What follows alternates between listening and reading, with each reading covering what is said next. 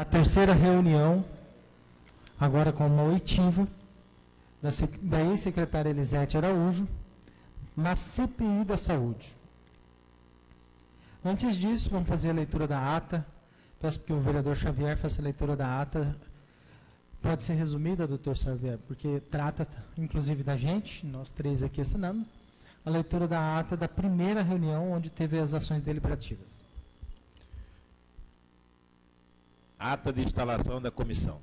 No dia 25 de junho de 2018, às 14 horas, nas dependências do plenário da Câmara Municipal de Cuiabá, no exercício da Comissão Parlamentar de Inquérito instituída pela Resolução número 005 de junho de 2018, publicada na página 14 do Diário, número 1382, do Diário Oficial de Contas de Mato Grosso, publicado no dia 5 de junho de 2018, assinada pelo senhor presidente deste Legislativo cuiabano, para investigar possíveis irregularidades praticadas na Secretaria Municipal de Saúde.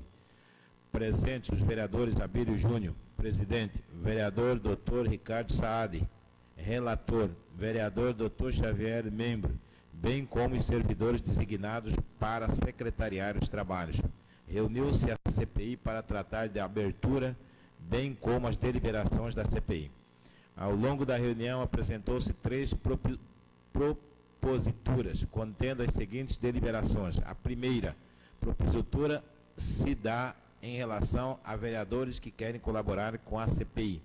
Desta forma, ficou determinado que qualquer vereador da Câmara Municipal de Cuiabá pode ser um colaborador da CPI. Deste modo, a única exigência que se faz necessária é que ele apresente a função que gostaria de colaborar.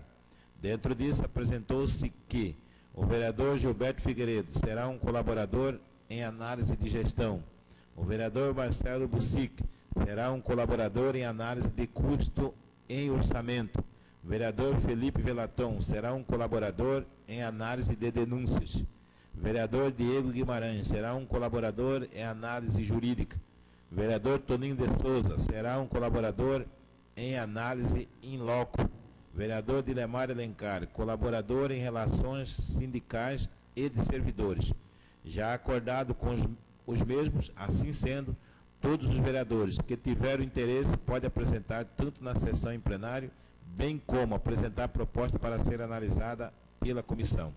Ficando assim a primeira propositura apresentada e de acordo com o presidente, relator e membro, a segunda propositura se dá sobre os prazos, sendo a CPI contada em 120 dias de trabalho. Definiu-se que os primeiros 20 dias da CPI serão para agregar informações, ou seja, coleta de dados necessária para instrumentalizar as investigações e orientar as oitivas.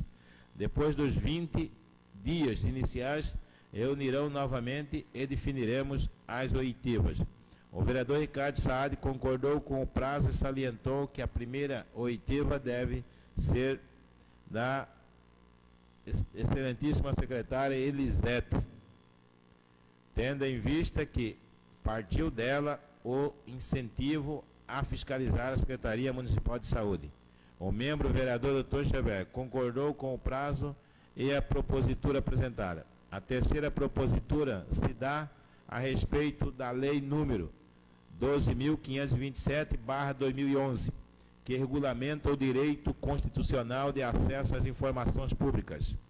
Essa forma entrou em vigor em 16 de maio de 2012 e criou um mecanismo que possibilita a qualquer pessoa, física ou jurídica, sem necessidade de apresentar motivo ou recebimento de informações públicas dos órgãos e entidades. Por esse motivo, propomos um portal de transparência para que todos os munícipes, sem necessidade de processos burocráticos, possam saber e acompanhar todos os trâmites da CPI de saúde.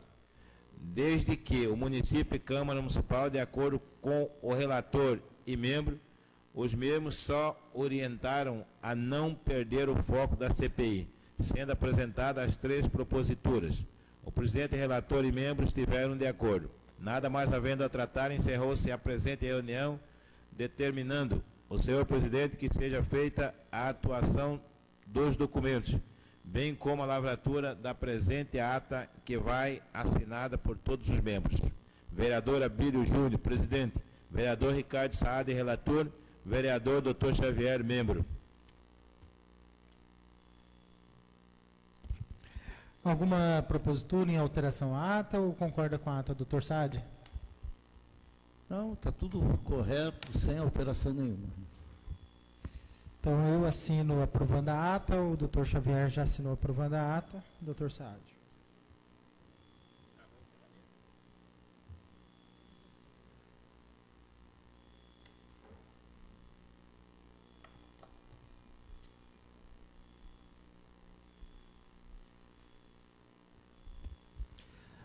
Aproveitando a ocasião, fazer reconhecimento da presença do vereador Gilberto Figueiredo, vereador Adevair Cabral. Temos aqui também com a gente o senhor Marcelo Veloso. O senhor está representando a Secretaria de Saúde? Advogado do Departamento Jurídico representando a Secretaria de Saúde. Bom, doutor Saad, eu trago aqui também mais uma propositura 07/2018, convocando o senhor secretário Ruark, o Flávio Alexandre, secretário adjunto, a Dúbia, ex-secretária adjunta, o Milton Correia, secretário adjunto, a Iglis Arantes Mendonça, que também ela veio representando o Departamento de Enfermagem, fez uma denúncia sobre assédio moral. O Dejamir, representando também o departamento, a equipe funcionários da enfermagem, e fez uma denúncia sobre Prêmio Saúde. O Cleiton Miranda, que foi ex-coordenador do CDMIC. Altair Paixão, que também foi coordenador ou auxiliar da coordenação da CDMIC. A Marilena Aburrad de Franca, que trabalhou na Secretaria Municipal de Saúde de Execução Programática, a Cristiane de Oliveira Rodrigues Calcada, que também estava na Diretoria de Logísticas e Suprimento.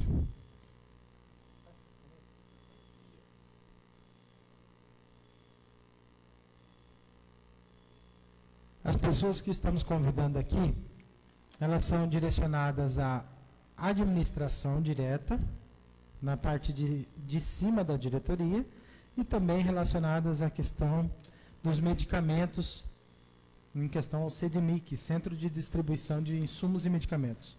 O senhor concorda, Ricardo Saad? Concordo. Até tem pessoas aí que nem a Eglis, que eu fiquei meio assim, não sabia nem porquê, mas já que ela faz parte de todo esse esquema aí que estava acontecendo, eu acho que tem que trazer sim e fazer as perguntas que tem que fazer para ela também. E eu acho que todos que estão aí têm um motivo específico em cima da distribuição de medicação. Então, concordo com tudo. Além disso, também ficará em aberto até o final dessa oitiva de hoje, para novas proposituras também serem apresentadas. O senhor concorda, doutor Xavier?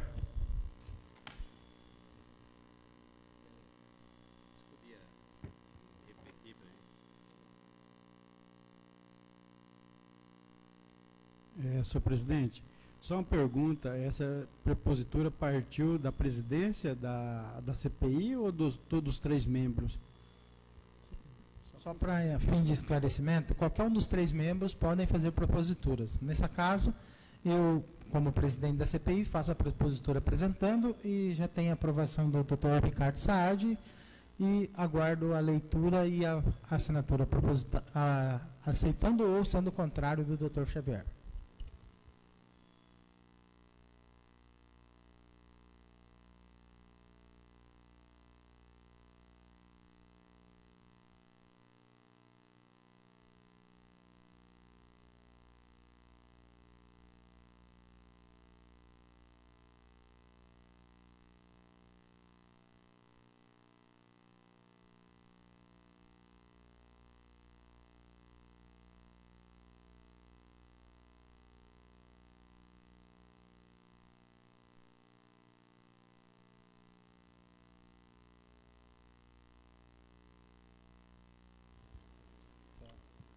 só quero, eu acho que só o Dejamir, né?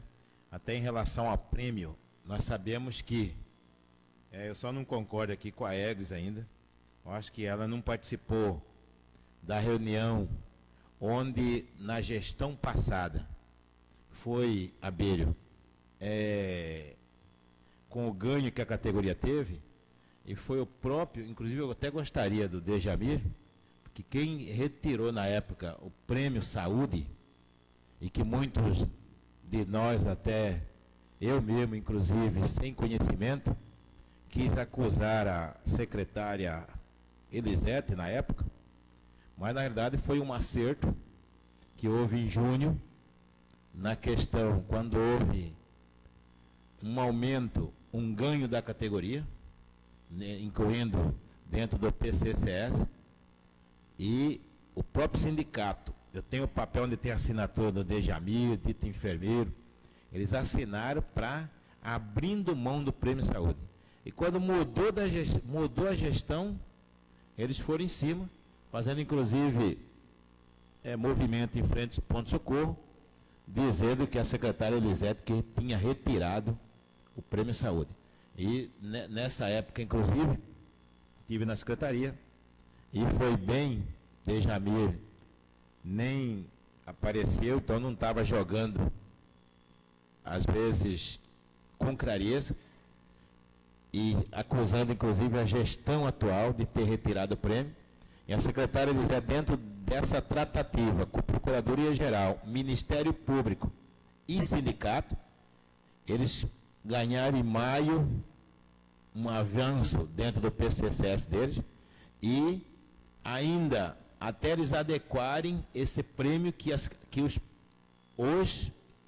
os estatutários recebiam, na época a gestão Mauro Mendes ainda deu 3, 4 meses para eles adequarem a gestão deles financeira. Doutor Xavier, mas no mês de julho tiraram.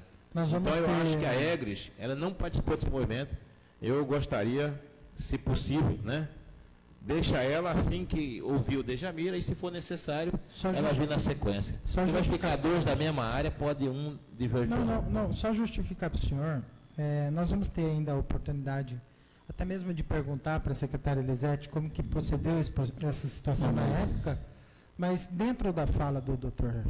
Xavier, eu participei na época da discussão do Prêmio Saúde que tinha aqui nessa casa, e a Eglis e o Dejamir estavam muito presentes nessa discussão, e naquela época eu gravei alguns vídeos de reuniões onde estava eu, a Eglis, o Dejamir, o Lilo Pinheiro representando o prefeito, no caso ele era então líder do prefeito, e tinha ainda dois enfermeiros representando os PSFs também, porque a Igreja estava brigando para que o Prêmio Saúde e a nova lei fosse aprovada, beneficiando o pessoal do pronto-socorro, ou seja, da secundária e da média e alta complexidade, enquanto outros estavam questionando que isso desfavorecia a questão das primárias, principalmente no PSF. Então a Eglis, além dela ter participado deste começo, a Eglis ela veio aqui na nossa tribuna livre, ela veio a convite do então vereador Dilemar Alencar.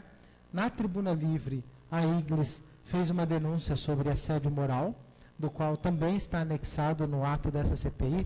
Inclusive, na propositura da CPI, tem uma parte que faz a citação desse fato. E ainda, no mesmo dia, estava a Eglis e estava o Dejamir. A Eglis reclamando sobre assédio moral e o Dejamir reclamando sobre a questão do Prêmio Saúde. Dentro disso, entra a justificativa de trazê-los, tendo visto que já fizeram parte dessa fala aqui no plenário. Eu queria incluir aí também o ex-vereador Oséia Machado. Porque o Oséia Machado, a minha justificativa do Oséia Machado, vereador Abílio, porque todas as indicações, nós temos um problema sério das indicações no município, e todos passou pela mão do Oséia Machado. Ninguém melhor para fazer um esclarecimento de quais são os vereadores que tiveram lá na mesa dele, que indicaram, entendeu? Então eu queria que incluísse aí, ainda em tempo, se não tiver, a gente para um pouquinho, vou mandar alterar esse documento para incluir o Oséia Machado também, para ser chamado, principalmente nesse ato da questão das indicações aí dentro da Secretaria de Saúde. Presidente, concordo com o pedido do vereador Xavier quanto à convocação do Oséias, tanto que nas proposituras que vão vir do meu gabinete, ele está sendo convocado em relação ao Hospital São Benedito, como diretor de lá. E gostaria que convocasse ele, agora, já aproveita, faz a convocação, e a outra discussão que o vereador Xavier está falando, eu acho que nós podíamos convocar o Dejamir, que são várias pessoas, para nós agir tudo num dia só. Então chama ele antes na outra, que chama a enfermeira Eglis. Até porque eu participei na época, na outra legislatura passada, as discussões vêm desde lá para cá, quando eles deram poder ao sindicato de Jamir vir negociar aqui. Só que ele negociou a parte dele só, e largou o resto para trás naquela época. Agora, de lá para cá, eu não acompanhei mais. Então, o que estão falando para mim, eu acho que tem que chamar, agora, dentro desse contexto, chama o Dejamir antes e depois chama ela. Não tem problema nenhum. Doutor Saad, eu vou acatar o conselho do senhor. Vamos chamar a Eglis e o Dejamir em dias diferentes, certo? Doutor Xavier, se o senhor puder entrar em contato com a assessoria do senhor, pedir para trazer propositura convocando o Oséias Machado. Eu concordo, assino também junto com o senhor. Sobre os dois objetivos, seja sobre a suspeita de ingerência política, essa questão das indicações e tudo mais, e também seja sobre a suspeita da administração do Hospital São Benedito, que é o atual coordenador. Pede para ele fazer a indicação dessa propositura, a gente faz e aprova aqui. Com certeza terá meu apoio nessa propositura, assim como o Dr. Saad também se propõe a fazer. Vamos agora, então, chamar a secretária Elisete para a gente iniciar as oitivas.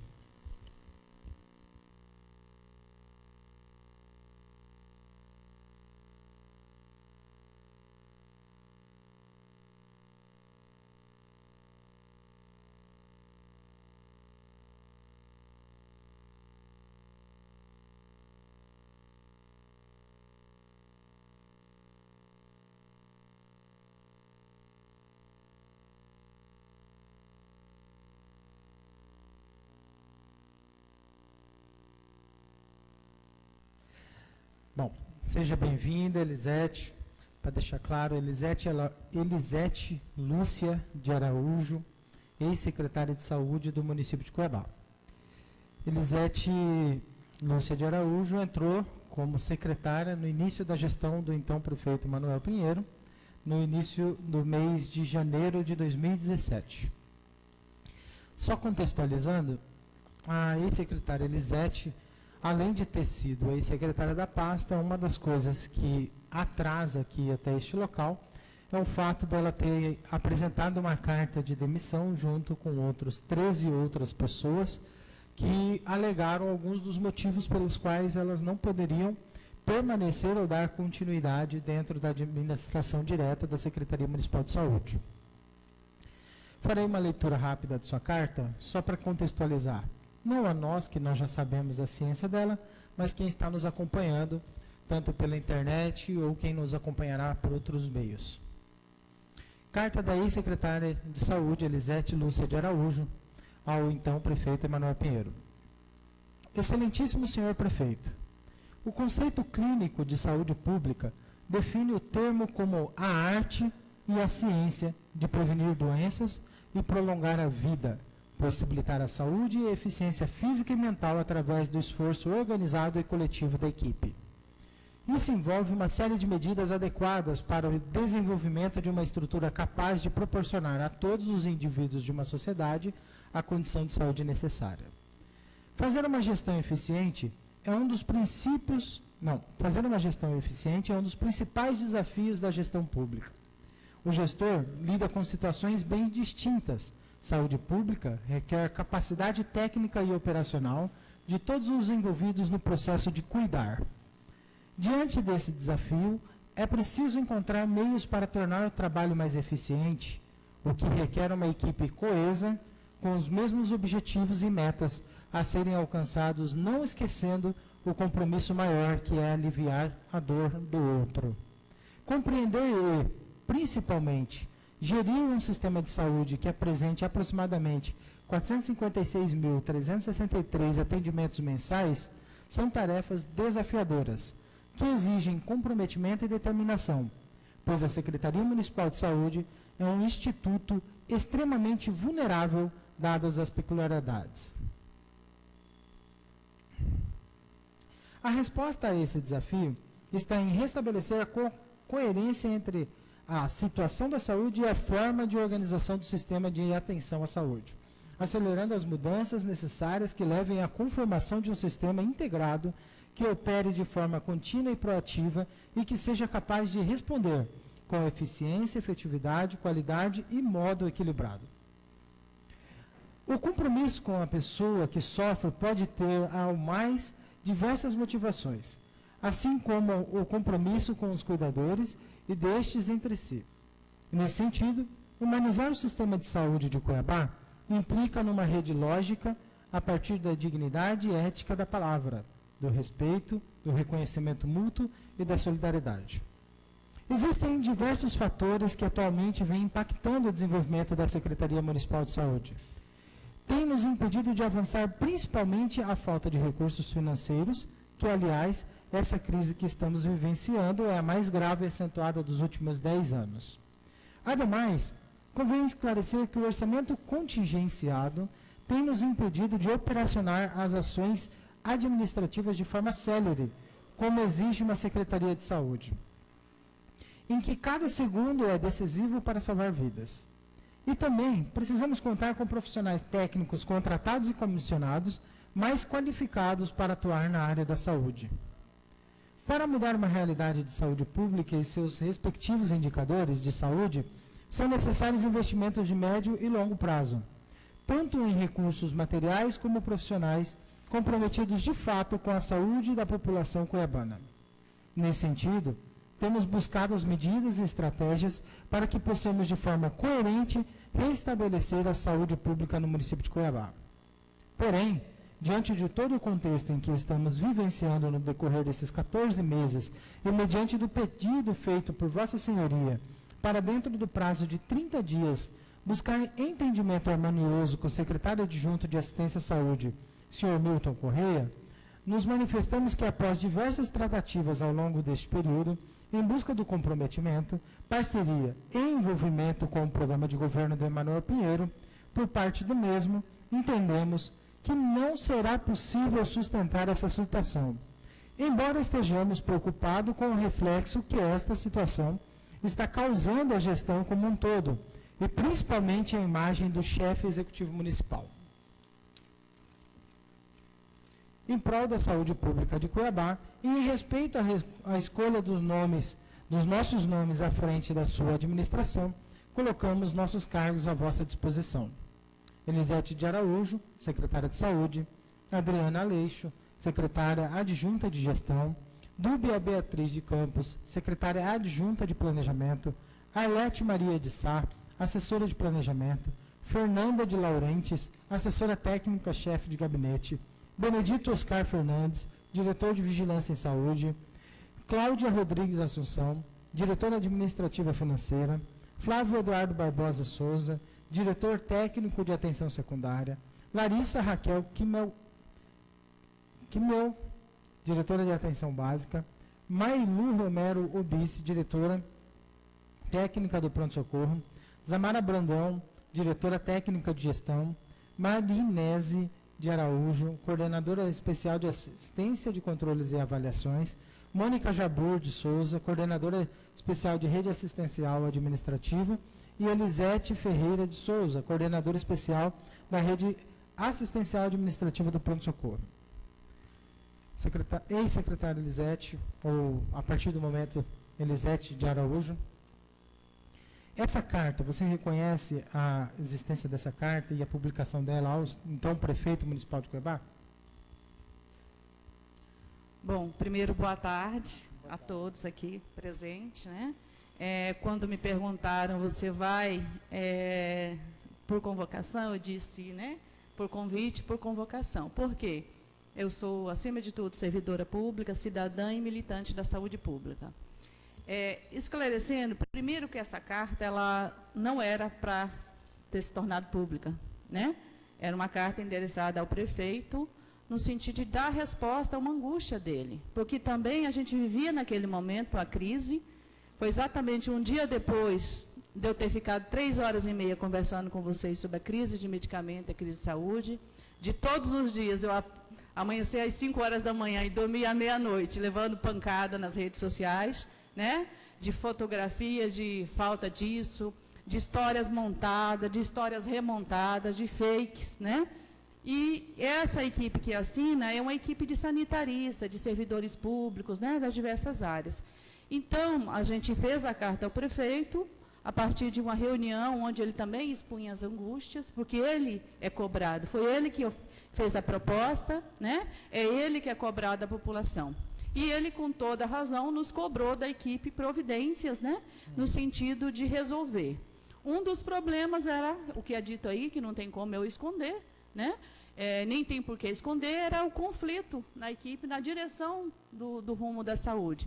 Então, enquanto servidores públicos, enquanto militantes da saúde pública, entendemos que nós não tínhamos mais condições de continuar naquela situação. Então, a gente coloca o cargo à disposição ao prefeito para que ele pudesse reorganizar conforme a necessidade, né, que se dispunha naquele momento. Mas, em nenhum momento houve rompimento da nossa parte com a gestão municipal, com o prefeito Emanuel, com o projeto. Em nenhum momento me ausentei ou essa equipe se ausentou da saúde. Estamos na ponta, estamos como servidores públicos e ainda lutando, desenvolvendo os nossos projetos, encaminhando para que a gente possa avançar na saúde pública. Somente saímos da gestão.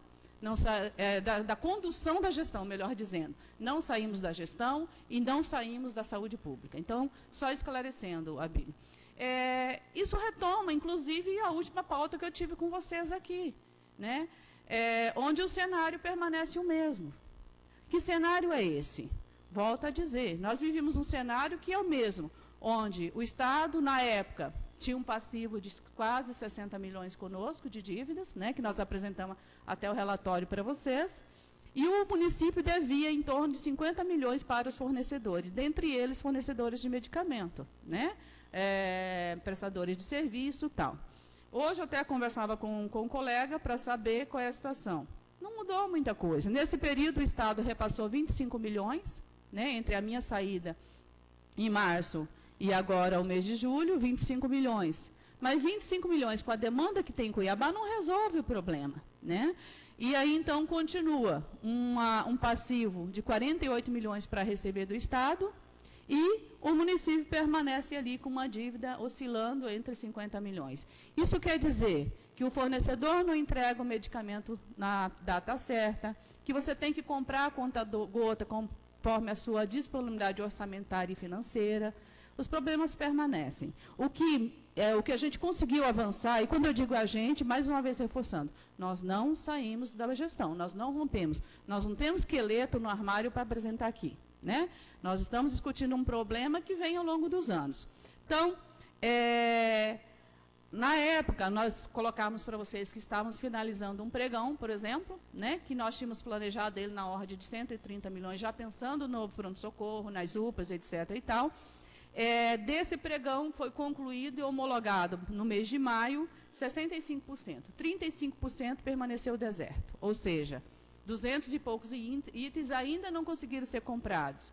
Então, o município startou um novo pregão imediatamente, que já corre há 100 dias. Outra coisa, Abílio, eu tenho acompanhado as suas entrevistas, eu acho que talvez no dia 8 em que eu estive aqui, alguns estavam ocupados com informações, WhatsApp, talvez não tenham prestado atenção numa informação que eu dei importante para vocês, de que nós não ficamos sem fazer realização de licitação em 2017.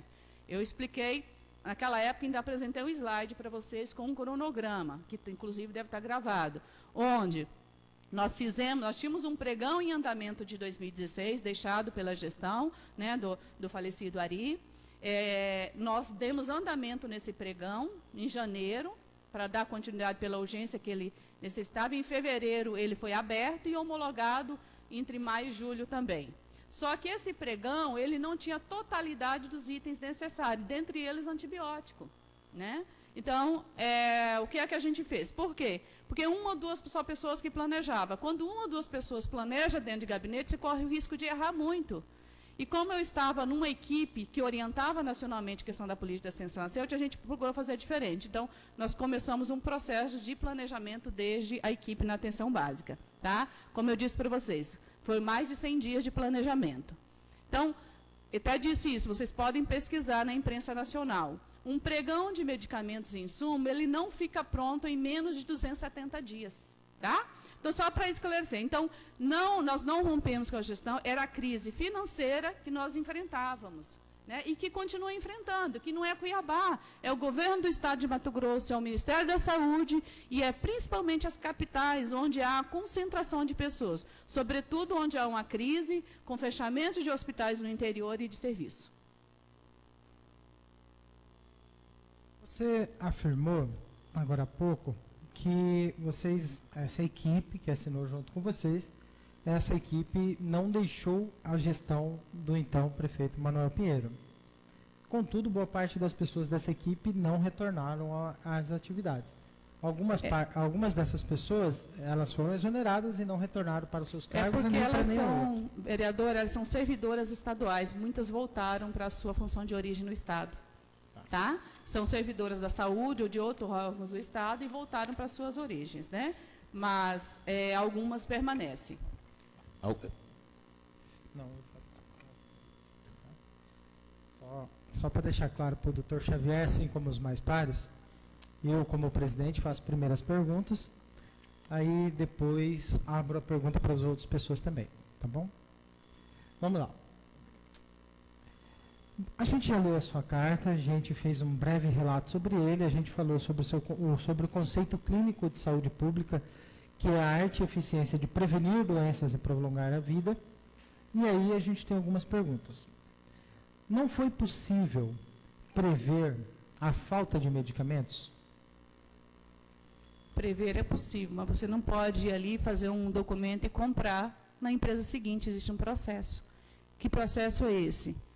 Acabei de falar, planejamento, ele tem, inclusive tem um ciclo que você fala, né? Planejamento, programação, licitação, aquisição, né?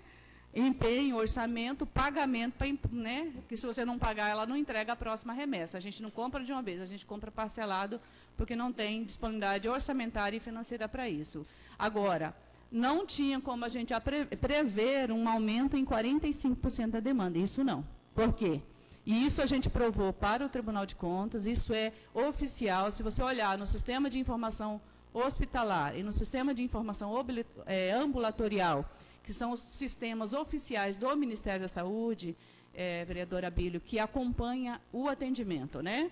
E ali tem CPF, ali tem o nome do usuário, né? E nós conseguimos fazer uma análise da série histórica de 2017, compará-la com anos anteriores, nós identificamos ali um aumento de 48%, se eu não me engano, na demanda.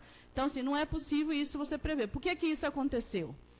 Eu disse das outras vezes, isso também está... A própria revista Veja, em 2017, fez uma matéria sobre isso. As pessoas deixaram de ter plano de saúde e passaram a utilizar o SUS, um número significativo de pessoas. O fechamento de serviços no interior do estado fez com que o usuário tivesse a única alternativa para ele, muitas vezes, Cuiabá, e dando pela porta a entrada do pronto-socorro, das UPAs. Tá? Mas, secretária, você acabou de falar, com certeza você também como gestora pública, principalmente da área de saúde, tem esse conhecimento, sobre o protocolo do SUS, onde ele tem todo o ciclo das etapas sobre compra de medicamento. Dentro disso, no próprio protocolo do SUS, ele tem ali uma proposta sobre a gestão desse medicamento, que fala sobre o estoque máximo, o estoque médio e estoque de segurança, e sobre o ponto de reabastecimento. Quando a senhora assumiu, assumiu com algum tipo de alerta sobre o estoque de medicamentos, está abaixo da média, ou já pedindo ponto de ressuprimento, ou ele está numa questão de estoque de segurança? Vereadora Abílio, eu posso te dizer com muita tranquilidade, com exceção talvez do Consórcio Paraná de Medicamentos, poucos municípios conseguem ter a totalidade necessária, tanto em quantidade como em qualidade, ou seja, os tipos de medicamento, nas dosagens, nas apresentações que é necessário para atender a saúde pública.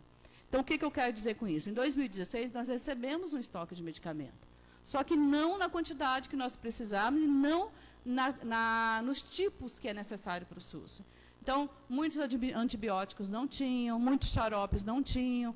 Isso é um problema da gestão anterior, da atual? Não, isso é um problema de aquisição grave. Eu acabei de dizer para vocês, a gente fez um pregão bem planejado, cujo processo envolveu 12 farmacêuticos, inclusive na homologação, e dos 580 itens que nós colocamos, lembra que eu disse para vocês, a gente preferiu concentrar a licitação num pregão só, ao invés de segmentar ela, para que a gente pudesse atrair fornecedores nacionais, né? Isso volta a repetir.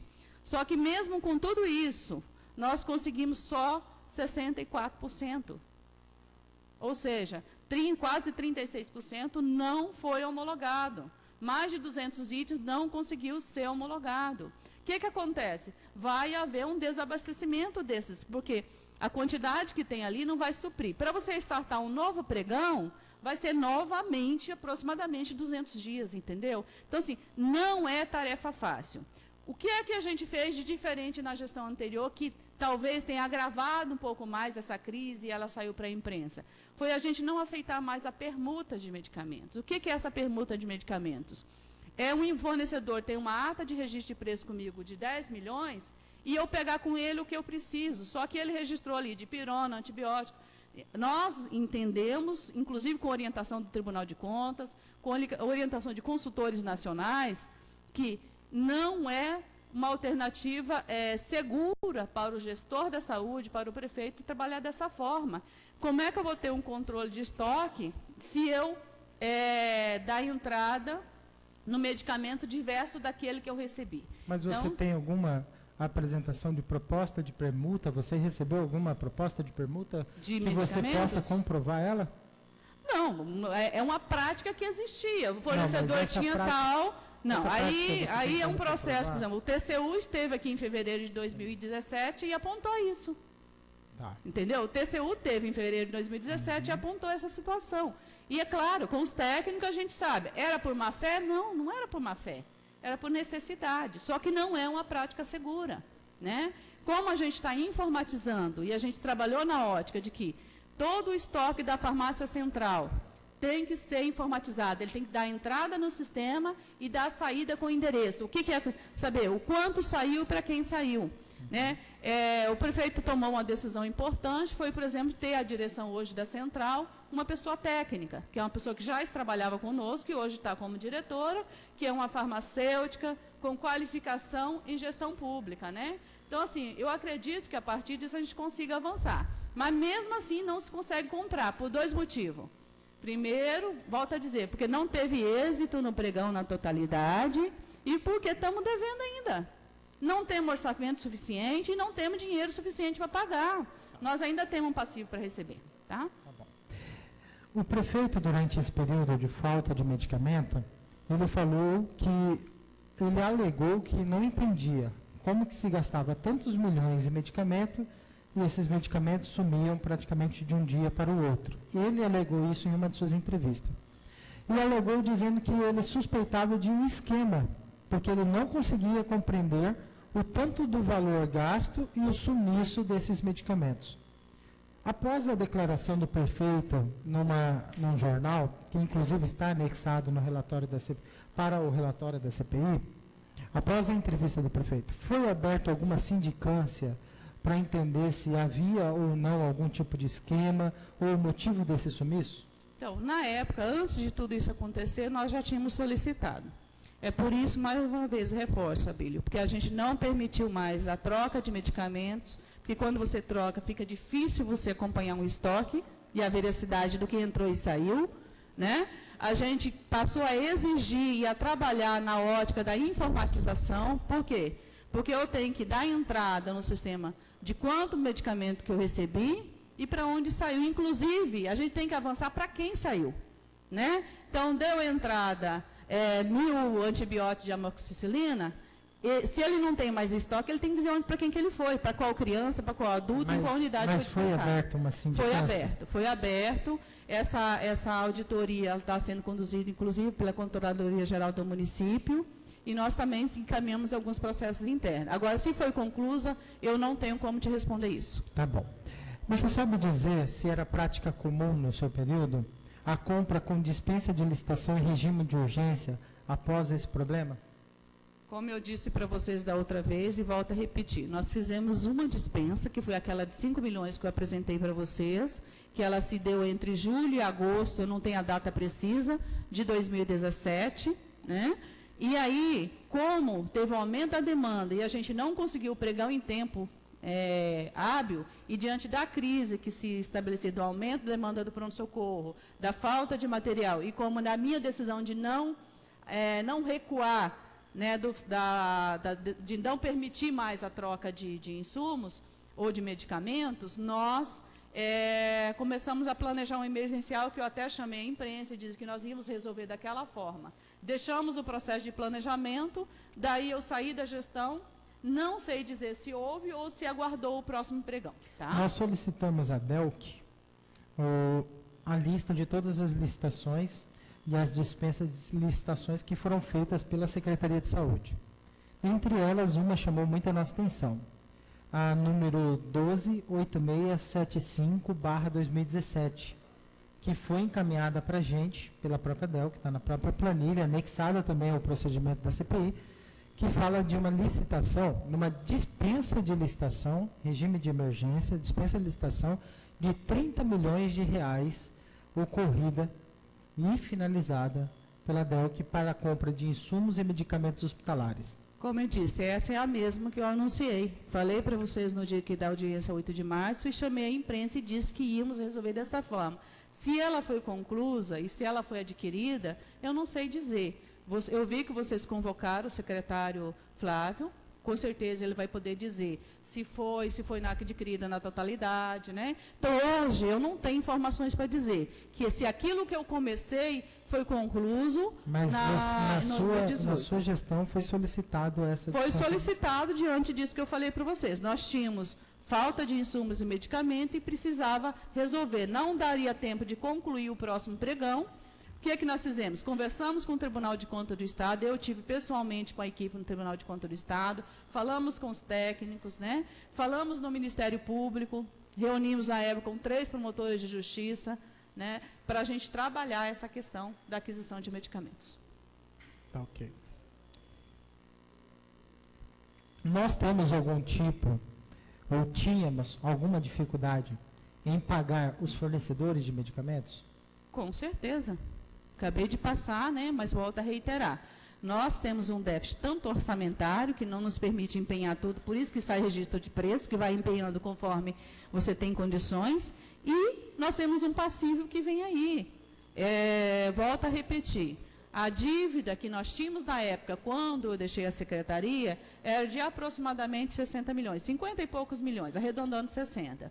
O Estado conseguiu efetuar 25 milhões de pagamento, mas, devido à dificuldade que vem enfrentando, não consegue fazer o pagamento na totalidade. Tipo, se teria que passar 7 milhões ao mês, passa 3. Então, vai acumulando novas dívidas. Então, novamente, esse passivo está em 48 milhões pela que a equipe me passou, né? E a dívida do município permanece nessa ordem de aproximadamente 50 milhões. Ou seja, a dificuldade de aquisição e pagamento permanece, porque se você não tem receita, como é que você vai pagar? Tá. Em algum dos momentos, alguém da Secretaria de Saúde, não sei se você ou alguma outra pessoa, falou ou conversou com os fornecedores para que só pagaria parte da dívida que eles tivessem se eles aceitassem fornecer mais? Não, isso nunca. A gente sempre chamou o fornecedor para parcelar a dívida, né? Para dizer, olha, nós estamos devendo para o senhor 8 milhões, não temos condições de pagar os 8, vamos te pagar 2.500, o senhor entrega para nós uma parte, nós pagamos o restante conforme. E, assim, não só com fornecedor de medicamento, como prestador de serviço. Que quando você deve, você tem 2 saídas. Ou você foge do fornecedor e trava tudo, ou você chama ele para conversar e faz o que a gente chama de programação de pagamento. O que a gente fez a secretária adjunta de gestão, a diretora de finanças, o controlador interno olhou os processos junto, o contador, o advogado, sentaram numa sala com vários fornecedores e prestadores de serviços, puxaram o nosso passivo com eles e perguntaram: se nós parcelarmos em 10, em 8 vezes, dá para o senhor continuar fornecendo sem interromper? Muitos continuaram fornecendo tanto o serviço como o medicamento.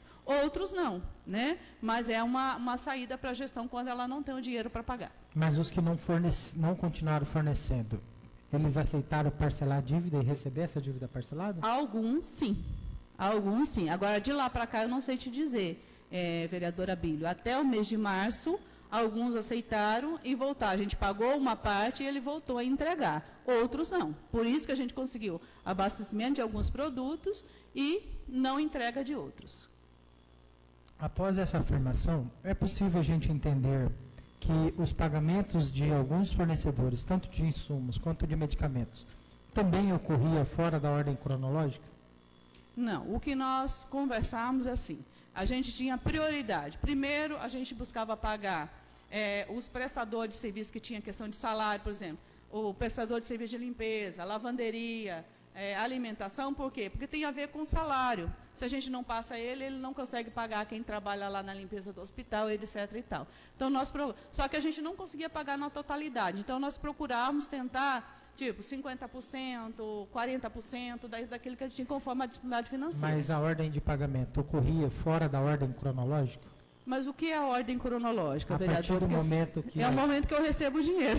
Que o dinheiro entrava hoje, amanhã a gente efetuava o pagamento. Então, assim, qual que é o primeiro processo? Primeira folha. Vou de uma forma que fique talvez um pouco mais fácil de entender. Certo. A partir do momento que é iniciado um contrato, existe a necessidade de quitar aquele contrato para iniciar novos contratos, até mesmo com o mesmo fornecedor ou até mesmo com fornecedores do mesmo tipo de produto.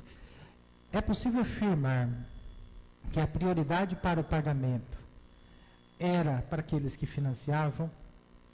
Não, isso não é verdade.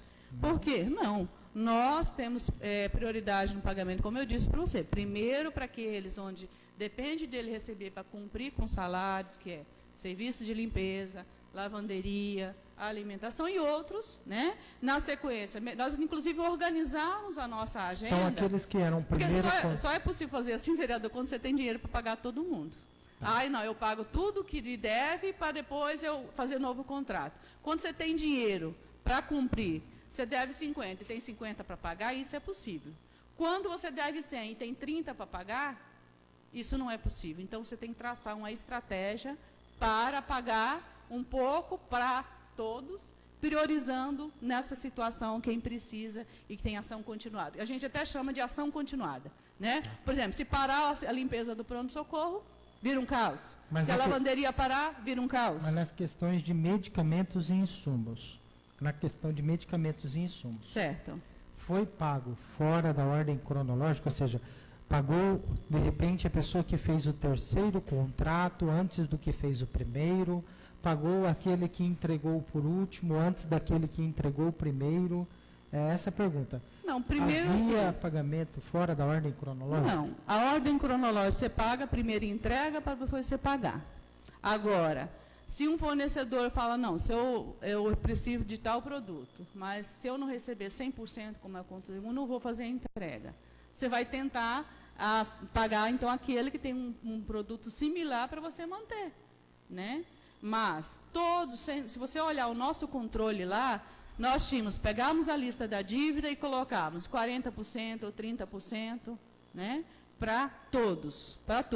Nessa ordem que eu lhe disse. Primeiro, prestação de serviço, depois, medicamentos e insumos. Agora, nós tínhamos empresa ali com passivo de 2015, de 2012, de 2016, que ficaram para trás.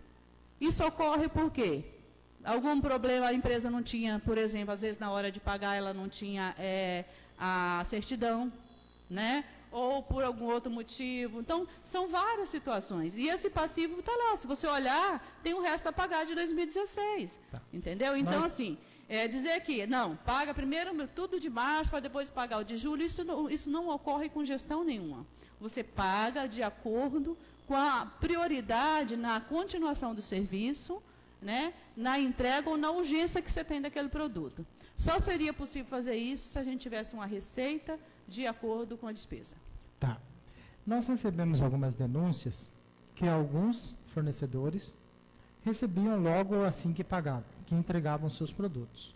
Alguns outros fornecedores se recusavam a entregar produtos em datas programadas.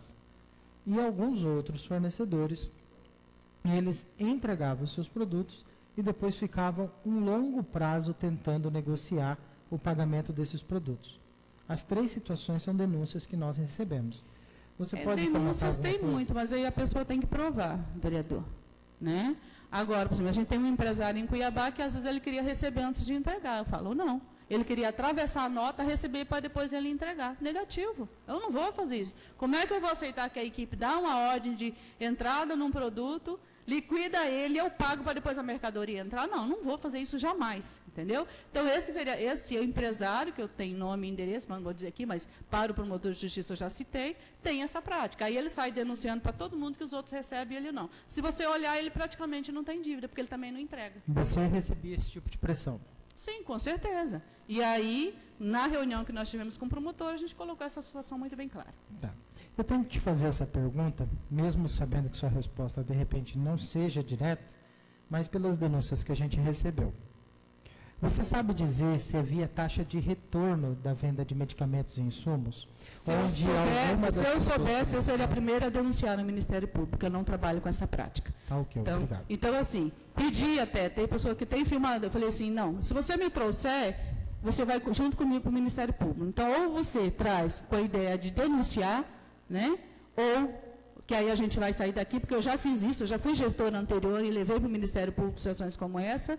Então, eu tenho notícias, né? E também disse a mesma coisa para o promotor. A prova eu não tenho, tá? Agora, se um cara ou se um